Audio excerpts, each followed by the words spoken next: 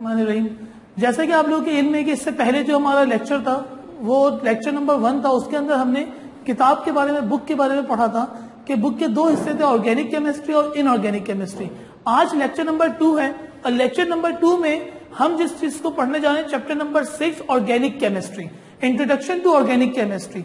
तो पहले हम किताब में से ऑर्गेनिक केमिस्ट्री की जितने चैप्टर्स हैं उनको कवर करेंगे, उसके बाद फिर हम इनऑर्गेनिक केमिस्ट्री की तरफ आएंगे। अगर मैं बात करूं chapter number 6 introduction to organic chemistry, तो सबसे पहला सवाल आता है कि what is organic chemistry, organic chemistry होती क्या है।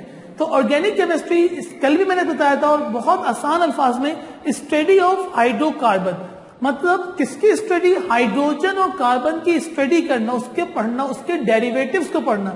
डेरिवेटिव्स का मतलब क्या है, कार्बन और हाइड्रोजन और इससे मिलते जुलते एलिमेंट्स, इससे मिलते जुलते कंपाउंड्स के बारे में स्टडी करने को क्या कहते हैं, ऑर्गेनिक केमिस्ट्री कहते हैं। ऑर्गेनिक केमिस्ट्री की जो इब्तदा हुई, तो सबसे पहले इंट्रोडक्शन में अगर मैं बात करूं तो इंट्रोडक्शन क्या था, ऑर्गेनिक केमिस्ट्री के इंट्रोडक्शन में सबसे पहले वाइटल फोर्स थ्योरी आती है कि ऑर्गेनिक केमिस्ट्री पढ़ने की जरूरत क्यों पेश आई। उसकी सबसे बड़ी वजह यह थी कि एक थ्योरी पेश की गई जिसका नाम था वाइटल फोर्स थ्योरी। ये थ्योरी ये कहती थी कि वाइटल का मतलब लैटिन वर्ड है और इसका मतलब ये लाइफ। जब लिविंग ऑर्गेनिजम्स, एनिमल्स, प्लांट्स, इनके बारे में स्टडीज की गई तो पता ये चला कि इसके अंदर, इनको बनाने के अंदर एक बहुत बड़ी तादाद के अंदर कार्बन और हाइड्रोजन के कंपाउंड्स मौजूद हैं। इन कार्बन और हाइड्रोजन के कंपाउंड्स को जब सिंथेसाइज किया गया, जब मिलेंगे, तो वो इतनी बड़ी तादाद में आ रहे थे कि उसको पूरे पीरियोडिक टेबल को एक तरफ रख दिया जाए, इनऑर्गेनिक केमिस्ट्री को, और कार्बन हाइड्रोजन को एक तरफ रख दिया जाए, तो कार्बन हाइड्रोजन के elements, carbon hydrogen containing compounds बहुत ज्यादा थे as compare to other elements. तो इसकी वजह से इसकी स्टडीज के लिए हमें पूरी की पूरी एक नई ब्रांच बनानी पड़ी जिसका नाम था ऑर्गेनिक केमिस्ट्री। अब इस ऑर्गेनिक केमिस्ट्री की जब हम पढ़ना शुरू करें तो ये उसूल है कि जब भी कोई नई चीज, पहली दफा आप लोग ऑर्गेनिक केमिस्ट्री को पढ़ने जा रहे हैं, बिल्कुल नई चीज को, तो इसकी बुनियादी टर्म्स आपको पता होनी चाहिए, जो वो टर्म्स जो बार बार हमें इस्तेमाल करनी है, जिसमें सबसे पहले डेफिनेशन से आता है कार्बन। तो जब हमें कार्बन की केमिस्ट्री पता होगी कि कार्बन कैसा हो, कार्बन की केमिस्ट्री क्या है, उसके बाद हमें पढ़ने में क्या हो जाएगी, आसानी हो जाएगी। अगर मैं कार्बन की केमिस्ट्री के बारे में बात करूं तो कार्बन की इलेक्ट्रॉनिक कॉन्फ़िगरेशन होती है 6। इस 6 इलेक्ट्रॉनिक कॉन्फ़िगरेशन को अगर मैं 1s2 2s2 2p2 इस अंदाज से लिख दूं तो मुझे यह पता चलता है कि ये कौन से ब्लॉक के अंदर आ रहा है, पी ब्लॉक है। और कौन सा ग्रुप है, ग्रुप नंबर 4a है। और ब्लॉक कौन सा है, पी ब्लॉक है। तो इससे ये बात पता चली कि इसके आउटर मोस्ट शेल में 4 इलेक्ट्रॉन्स मौजूद हैं। कितने इलेक्ट्रॉन्स, 4 इलेक्ट्रॉन्स मौजूद हैं। इन 4 इलेक्ट्रॉन को मैंने मेंशन कर दिया इस तरीके से, पहले शेल में आ गए 2 इलेक्ट्रॉन, उसके बाद वाले शेल में आ गए 4 इलेक्ट्रॉन। इन 4 इलेक्ट्रॉन को अपना ऑक्टेट मुकम्मल करने के लिए ये जरूरी है कि ये चारों इलेक्ट्रॉन किसी 4 इलेक्ट्रॉन के साथ शेयरिंग करें, तो फिर ये इसका ऑक्टेट मुकम्मल होगा। जैसा कि आप लोगों ने फर्स्ट ईयर का ये पूरा लेक्चर जो है, ये तकरीबन कार्बन फैमिली हम फर्स्ट ईयर में पढ़ चुके हैं चैप्टर नंबर 4 में। Ionic compounds, covalent compounds, coordinate covalent compounds, chemistry of methane, chemistry of ethane मैंने आप लोगों को पढ़ाया था। तो उसके अंदर आप देखें तो ये सारी टर्म्स जो इस वक्त मैं इस्तेमाल कर रहा हूं सब वहीं से थोड़ी सी रिकवर करवा रहा हूं आपको कि आपको दोबारा से याद है। अब ये कार्बन के अंदर 4 इलेक्ट्रॉन्स मौजूद हैं, दूसरे शेल में आते हैं 8 इलेक्ट्रॉन्स। कितने की कमी है यहाँ पे, 4 इलेक्ट्रॉन्स की कमी है। मतलब आउटर मोस्ट शेल का ऑक्टेट मुकम्मल होने के लिए 4 इलेक्ट्रॉन की कमी है।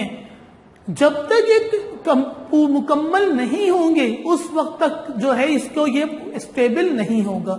आसान अल्फाज में बात की जाए तो केमिस्ट्री, कार्बन की वैलेंसी जो होती है 4 होती है। कार्बन लाजमी है कि 4 तरफ से बॉन्डिंग करेगा, 4 तरफ से इसकी बॉन्डिंग होना जरूरी है। अच्छा, अब जब 4 तरफ से बॉन्डिंग होना जरूरी है तो सबसे पहले मैंने इस चीज को ऐसे लिखा जाए, ऐसे लिखा जाए या फिर ऐसे लिखा जाए। तो ये तीनों चीजें सेम लिखेंगे, कार्बन के आउटर मोस्ट शेल में 1, 2, 3, 4 इलेक्ट्रॉन मौजूद है. This is the representation of carbon atom in which 4 electrons in their outermost shell.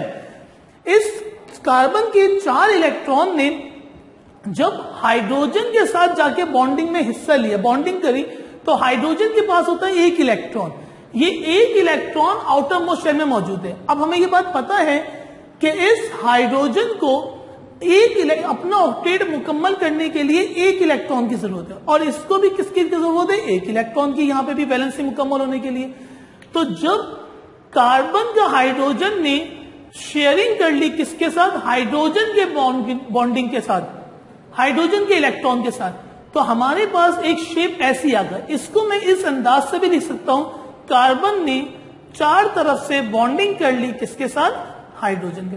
आप लोग को एक टॉपिक याद होगा, बल्कि आप लोग देखिएगा किताब खोल के, फर्स्ट ईयर के रजिस्टर खोल के, मैंने हाइब्रिडाइजेशन में केमिस्ट्री ऑफ मीथेन पढ़ाई थी. तो केमिस्ट्री ऑफ मीथेन की तरफ में आ रहा था हल्के हल्के.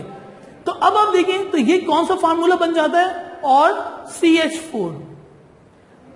अब ये CH4 का नेमिंग कैसे, अभी हमारा अगले लेक्चर्स में हम आएंगे जब, तो हम बताएंगे कि इसकी नेमिंग हम किस अंदाज में करते हैं.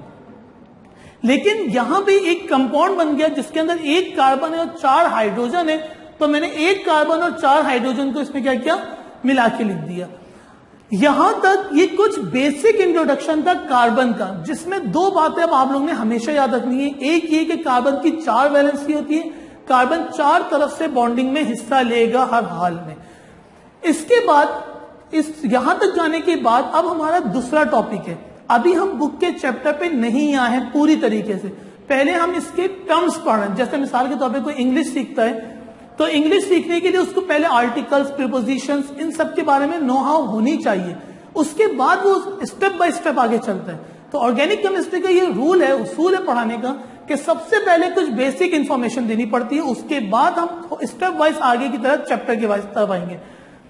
अब केमिस्ट्री, ऑर्गेनिक केमिस्ट्री में की फैमिली है, ऑर्गेनिक केमिस्ट्री की एक फैमिली है. वो फैमिली क्या है? इसकी फैमिली डिपेंड करती है 3 नाम के ऊपर. 3 इसकी फैमिली के मेंबर्स हैं, जिसमें से सबसे पहला मेंबर जो है, जैसा कि आप लोग इधर देख रहे हैं इस पेज पे, अल्केन, अल्कीन और अल्काइन.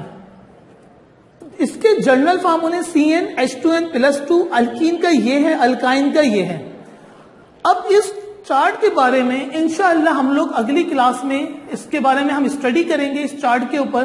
तो मेरी आप लोगों से गुजारिश है ये, एक तो आप लोग घर के अंदर इसके थोड़ा सा कार्बन की फैमिली के पढ़ें, हाइब्रिडाइजेशन पढ़ें, और नेक्स्ट लेक्चर में हम जैसे ही आएंगे तो हम केमिस्ट्री ऑफ अल्केन पढ़ेंगे. अल्केन के अंदर हम नेमिंग देखेंगे और इस फार्मूले को पुट करना सीखेंगे और नेमिंग की तरफ जाना शुरू कर देंगे. सही है भाई? जज़ाकुमुल्लाह.